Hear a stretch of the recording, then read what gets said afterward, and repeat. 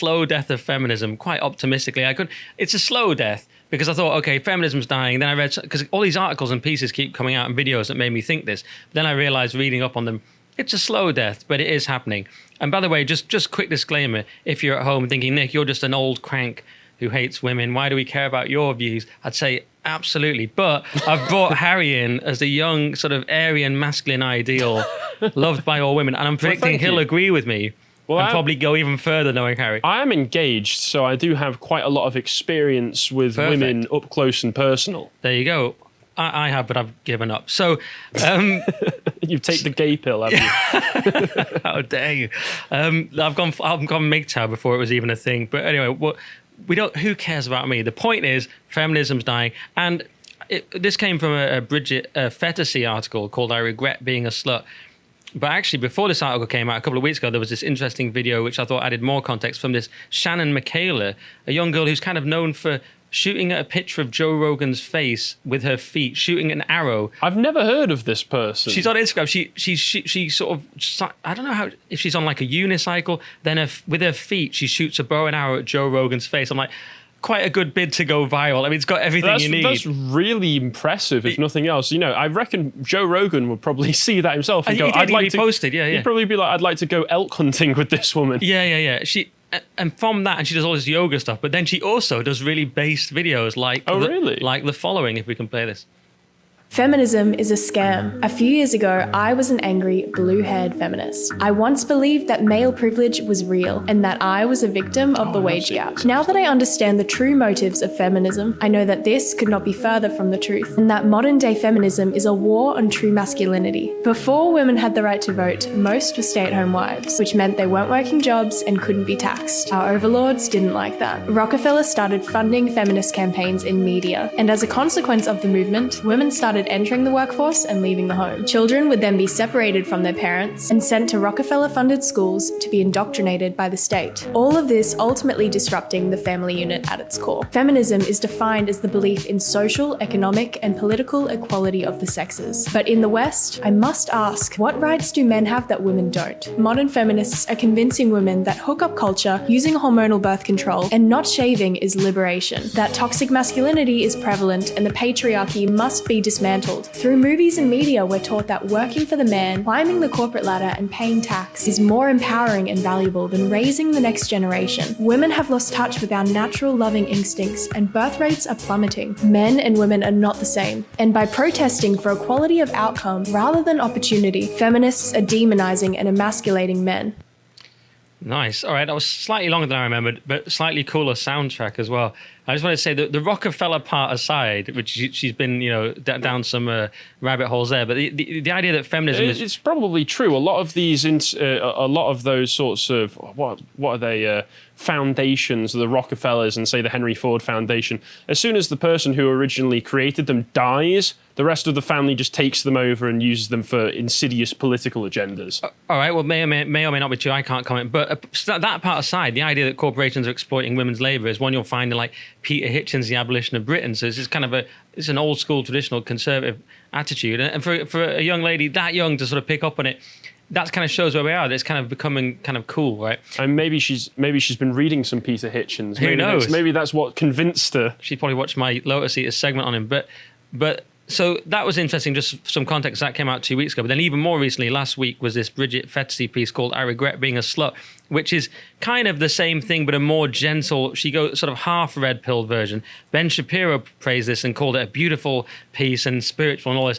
He went a bit too far. It's not quite as good as he says, but it is quite good. I've read this already, and I think it's spoilers for our views on this, but you seem to have been a little bit harder on the entirety of it than I was. But I thought, for the most part, it was a good article, right up until the end, where she kind of does a 180 on everything she said up till that point. Yeah, well, let's find out. So she says, upon opening Louise Perry's new book, The Case Against the Sexual Revolution, A New Guide to Sex in the 21st Century, I'm moved to tears by the dedication for the women who learned it the hard way. Unlike many other people who've read and reviewed Perry's work, reading her book wouldn't be the same academic exercise in contemplating how liberal feminism has let women down. Reading her book was personal. I'm one of those sluts. Okay, so she's coming out and using the word slut. I'm grateful for the ability to control my reproductive cycle and make my own money, but that freedom has come at a price. The dark side of the sexual revolution is that even though it liberated women, unyoking sex from consequences has primarily benefited men. So she's still clinging to the idea that it's freedom. So she hasn't gone as far as the other girl in the video. So because that is questionable, but she admits it's worked out better for men, and we could really go further and say probably just a few Tinder bros. Really. I mean, you know, it's absolutely true. I mean, I come from a place that was a relatively insular, small community in Cheshire, and you do see a lot of the women who have taken this sexual revolution attitude towards their sexual conquests do end up really horribly miserable with the state of their lives. And then there's, like you say, 2 or 3 Tinder bros walking around town like peacocks and stuff, you know, knowing that they can get their strut on whenever they want because all these women have been convinced that sleeping with them unquestioningly is empowering in some way. Yeah, you get this Pareto distribution. But anyway, she says, if I'm honest with myself, of the dozens of men I've been with, at least the ones I remember, I can only think of a handful I don't regret. And I'll skip a bit. She goes, if I get really honest with myself, I'd say more of these drunken encounters left me feeling empty and demoralized and worthless. I wouldn't have said that at the time, though. At the time, I would have told you I was liberated, even while I had to drink away the sick feeling of rejection when my most recent hookup didn't call me back. At the time, I'd have said my one-night stands made me feel emboldened. But in reality, I was using sex like a drug, trying unsuccessfully to fill a hole inside me with men, pun intended. I know regretting most of my sexual encounters is not something a sex-positive feminist who used to write a column for Playboy is supposed to admit, and for years I didn't. Let me be clear, being a slut and sleeping with a lot of men is not the only behavior I regret. Even more damaging was what I told myself in order to justify the fact that I was disposable to these men. I told myself I didn't care. The lie I told myself for decades was, I'm not in pain, I'm empowered.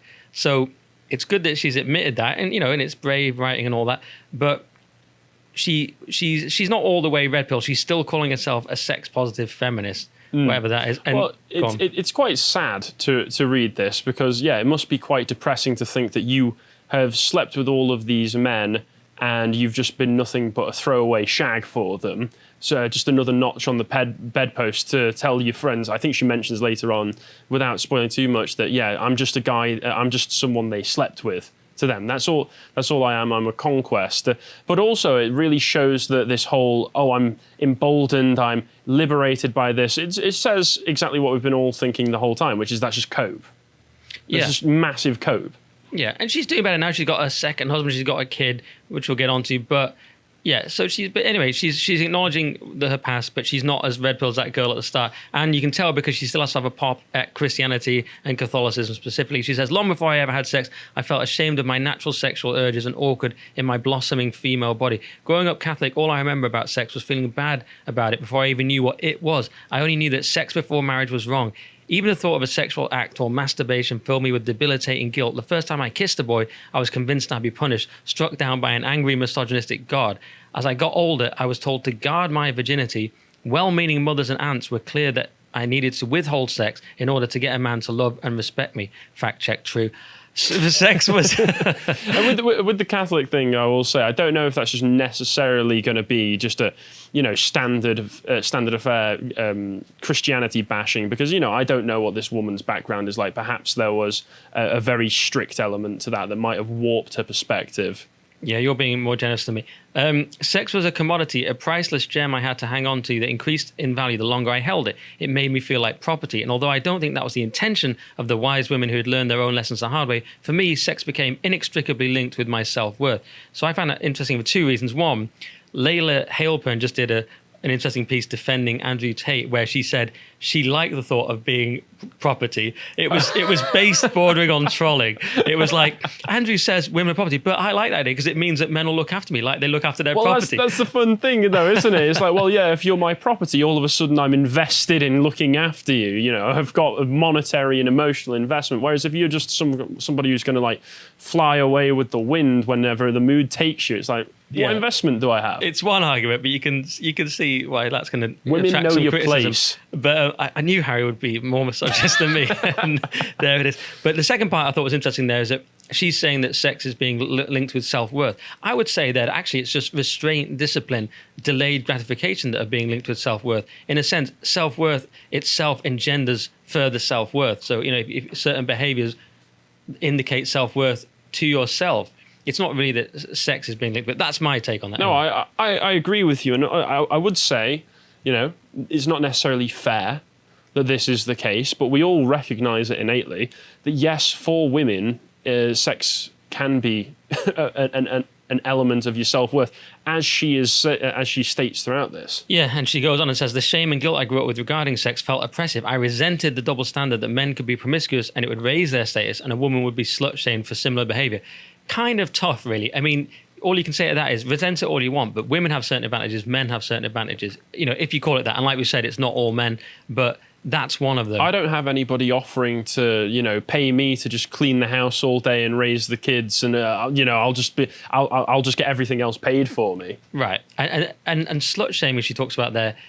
Should we slut shame for her behavior? I've always thought slut shame is there to protect women, and often it's women that do it. Because if you think about it in the past, it was to, if a woman was thought to be promiscuous, she would struggle to get married and she would struggle to have a nice life, and she had to at that point get married. There's a clear reason for that as well, which is, as a man, why are you going to make the investment like that on a woman who you don't know if she's going to remain entirely faithful to you? That was another part of it. But if she couldn't get married, she was financially dependent. So actually, it was to protect women in that sense. And now it exists for the same reason. Not the same in that women can make their own money, but in that if a woman is perceived to be promiscuous, it will put men off marrying her. Now, the thing is, whether you like that or not, or say it's right, that is the case. That's just hardwired into us. So in a sense, slut shaming is there, I've always thought, to protect women. Anyway, that's my take on that. But she said, my burgeoning sexuality would unfold as a reaction to these repressive religious orthodoxies, old school notions of sexual status and trauma.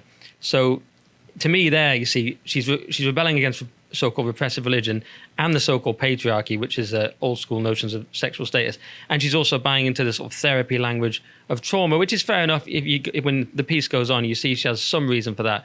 But, she's to some degree rebelling against God and the patriarchy. No. I will say that... trauma, hearing that word has itself become traumatic to me, because I think that the word itself has been so overused and devalued that whenever I hear the word trauma, I just think, okay, woman complaining.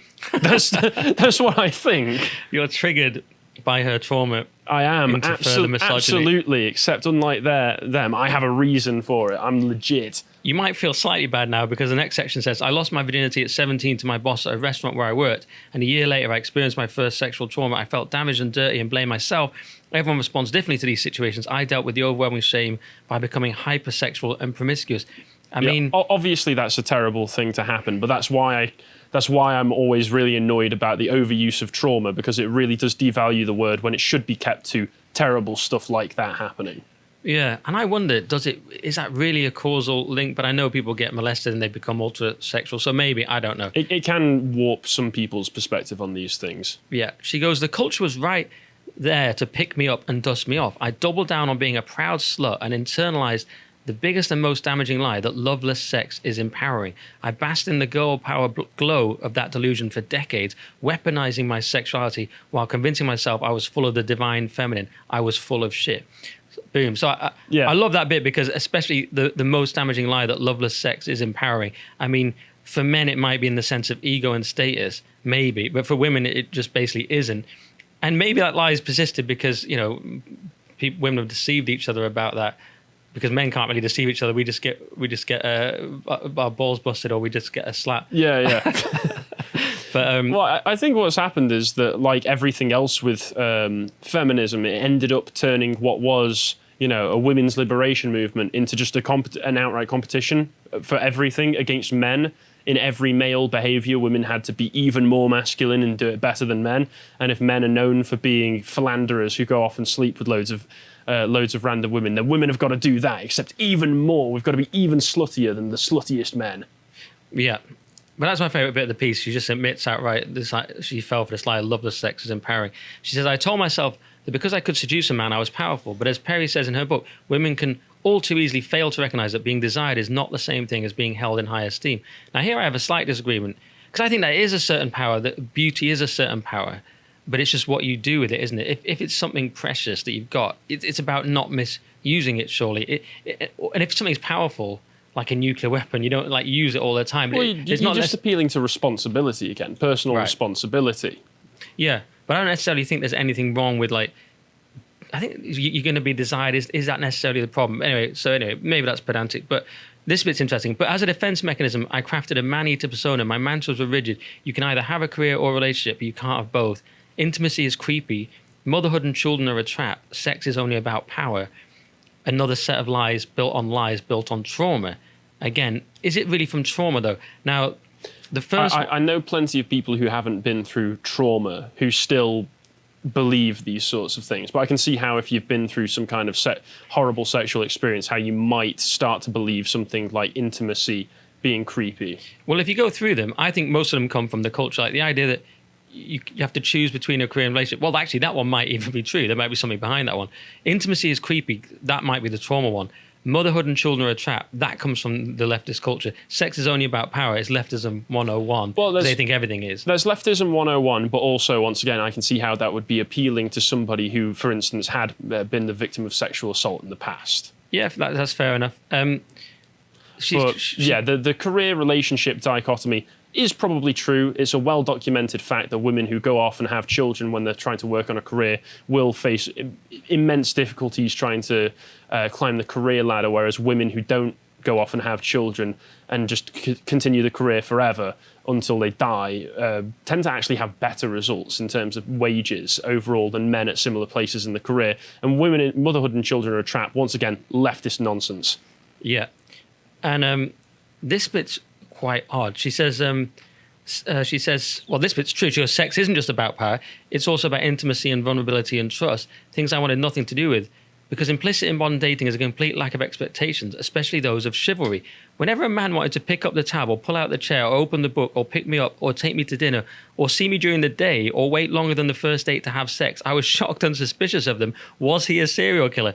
Now, she's exaggerating for comic effect probably, but that's insane. And the level of sort of brainwashing of the upside-down libtard world there is amazing. That you think this is weird behaviour. No, once again, I have seen that all of the behaviour that she's describing throughout this is stuff that I have seen in many people of my generation. Perhaps it's because you're a bit older than me. I'm a boomer. And yeah, because you're a bit boomer. But sadly, everything that she's describing here is true. I've spoken to friends who've started to speak to somebody online, and she'll say, "Oh, he wants to meet with me during the day just so we can meet up and have a conversation. What does he want? What does he want out of it?" And it's because of that the feminist idea that everything between a man and a woman is purely transactional. It's a zero-sum game. So if he wants to do something with me, he just must want something out of it. Right, yeah. It's interesting how things have got even worse.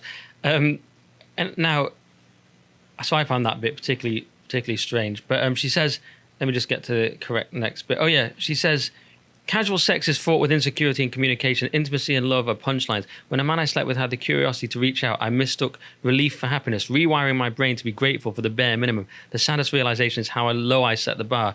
A lifetime of allowing myself to be the other woman taken for granted or treated like a doormat under the false pretense of being empowered came to a head one night with the arrival of a text message from an on-again, off-again lover. "Good night, baby, I love you," it said, quickly followed by "wrong person." Harsh.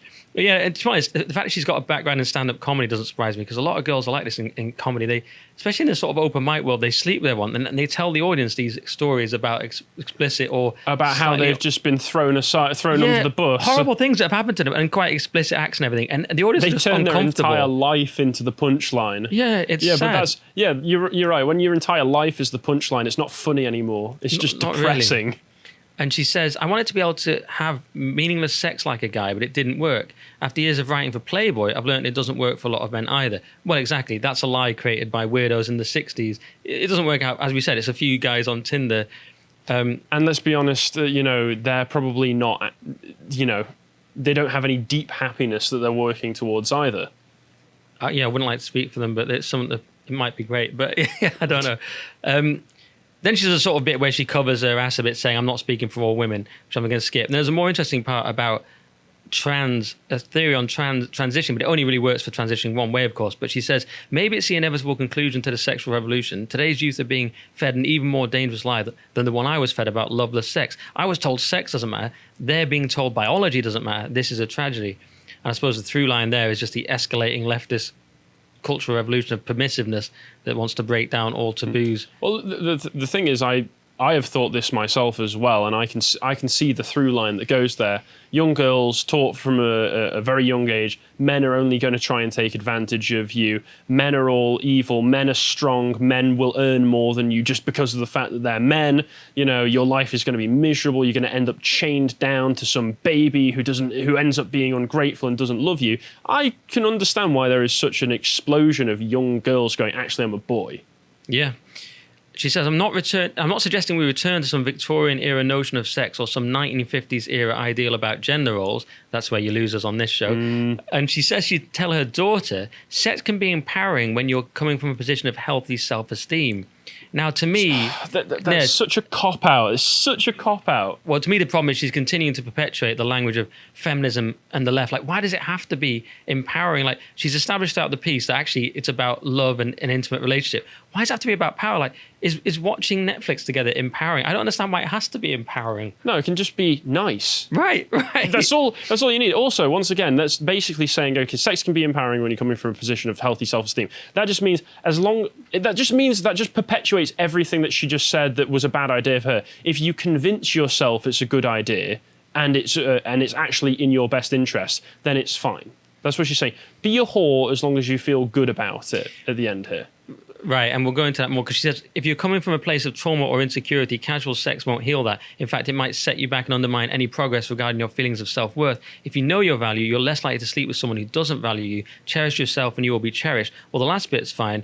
Yeah, that's all fine. But, well, the only thing about it is it's not some subjective feeling to me born out of therapy. It's through the objective actions. Like in this case, not sleeping around. Thus, the action, as I said before, indicates to yourself that you have value rather than a subjective inner feeling. If you meet a woman and you, for whatever reason, it gets onto the conversation, she goes like, oh, by the way, I've slept with 50 guys.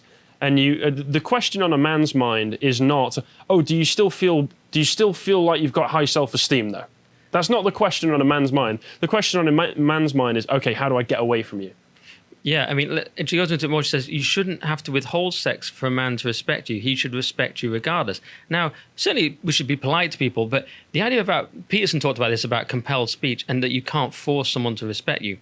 Actually, a woman earns respect in the same way as a man through their actions, right? And the indicators of those actions. So men, for example, aren't respected if they're lazy. So we can't really just sit around on the sofa in a string vest, watching soap operas in the day, shooting up heroin, going, hey, respect me. Someone could even love you, but they couldn't respect you. So actually, I'm not sure about this thing about inherent, I don't know. I just think your actions dictate you. I think you're right there. And she further on this point, sexual empowerment has nothing to do with how many people you do or don't sleep with. It has to do with how comfortable you are in your own skin, no matter your decision. And again, I disagree. I'm like, firstly, the idea she can't let go of this sexual empowerment thing. So she's only halfway, like I say, red pill. What is this sexual empowerment thing? Surely just let go of that idea. Also, this idea of being comfortable in your own skin. I mean, what does that really mean? It's very subjective. Let's say you've slept with loads of guys and you're comfortable with it, and that probably comes across in some way. That's better than not being comfortable because you can't go back in time and change it. So you may as well be comfortable, I suppose. But it still doesn't trump just not doing it in the first place. Yeah, it still doesn't mean that people have to respect you because, at least she feels good about herself. Right. And I don't know how much time we got because I'm going over, but there's because it's quite a long article. But the ending is key though. We're almost finished, so we might as well finish it off. Okay. So she says it's not about waiting until you're in love to have sex. It's about making sure that first you love yourself. I mean, I think why not both? Again, if forced to choose, maybe I go with the first one because it'll lead to the second one. It's an action, not a nebulous feeling. But why not have both? Don't ignore that nagging gut instinct telling you sexual liberation leaves you feeling unfulfilled. You can still be sex positive and accept that for you, sex can't be liberated from intimacy and a meaningful relationship. Again, she's a lib on the fence. She's realized sexual liberation is bollocks, no pun intended, but she's still using lefty terms like sex positive. She's come on to an enlightened centrist position, which is just regretful leftist. Yeah. Hey, it's still all great, guys, but I know can't quite go all the way. Here she goes, though. She says, I regret being a slut. I regret it because I regret that those men can say they slept with me. Still, that's how I know I finally value myself. Every woman should feel this way. Sleeping with me is a privilege, and you have to be worthy. And this is the ending that we discussed absolutely sucks the she goes full Tommy Lahren boss bitch. Ultimately, you realize the piece might just be a long justification of what the red pill world would call ASD, which they call it anti-slut defense if you go for this kind of thing, which okay. happens to women as they get older, and they so-called hit the wall, which happens at 30. And all of a sudden, all of these gangs of men don't want to sleep with them anymore. Well, right, they go, and it happens. Bridget, who wrote this article, is over 40, which is the entertainment world equivalent of 30. But in the red pill world, if you believe that stuff, they sort of have the party years and they hit the wall, and then they're like, I don't just want to sleep with everyone. And when you look at the ending there, you realize, oh, she's just saying like the bar is going to be slightly higher. It's going to be slightly harder to sleep with her. And also, she has a husband. Why is she even talking about future men passing this hypothetical sex test that you have to be worthy? Well, she, like you said, she's still a lib on the fence. So what's happened here is she's still got to use the language of, I am a strong, independent queen. So hence, you have to be worthy. You have to bow down before your queen. Yeah. Even if you've got no respect and no interest. So exactly. So like you say, there are some good parts of the article. I had high hopes for it as a like red pill takedown of the sort of feminist lie of sexual liberation, but it only tiptoes into that and is largely just a self-help narrative of hitting the wall after the party years. But it's a start, you know what I mean? It's a bit of a mixed bag, but it does have some good lessons in there for younger women if they read this. Yeah, and it's just weird that it came out at this time and another article came out. If you want the kind of flip side to this piece, one that totally buys into the idea that random sex and cheating is awesome empowerment, you should check out this horrific piece, we don't have time for it, from Rebecca Wolf, called It's Been Weeks Since My Husband's Death and I've Never Felt More Alive. They're selling this as like extraordinary honesty. What it is absolutely horrific. There's a bit in it where she said she cheated for 2 years into a marriage and then repeatedly with different people throughout the marriage. Wait, did he know before he died? I think he did. He did, yeah. And then she says, here's a quote, "The moment Hal died, I opened up again. The moment his life force left his body, I felt something happen to mine. Something was stirring in me. Almost everything I was feeling felt impossible to say out loud. I was angry. I was relieved. I was turned on. I was a psychopath," is the bit she leaves out. I know. It's a true... Gentlemen, I am so sorry to inform you, women... I know. And I went on her Instagram, did a bit of digging. She had all the classic, I'm vaccinated, BLM, Slip into all her this. DMs, did you? Well, you had to after the article. But what this article is an interesting contrast is it's the unfettered horrors of sexual liberation and someone who's just still saying, this is great, guys. It's like, no, it's psychopathic and horrific in every way. So my conclusion is from all these pieces that feminism is dying. The young lady at the start grasped it much quicker because perhaps she's younger, less conditioned. But judging from these other pieces, it's going to be a slow and very painful death. Yes. I think with that young girl at the beginning, what's happened is that she wasn't a slut, so she doesn't have to retroactively go back and try and justify it. Right. She was briefly a blue-haired feminist for like a summer, and she went, not doing that anymore. And then she looked around and went, why are all my friends fat and insufferable? And decided to change course. She looked in the mirror, hang on, I'm beautiful. Yeah. She's like, what am I doing? If you appreciated that segment from the podcast The Lotus Eaters, you can go to lotuseaters.com to get access to all the premium content we have on the site, such as the live book clubs we do, this one on Friedrich Nietzsche's On the Genealogy of Morals. If you want to follow what else Carl's putting out, you can follow him on Getter at Carl Benjamin on Getter. Thank you and goodbye.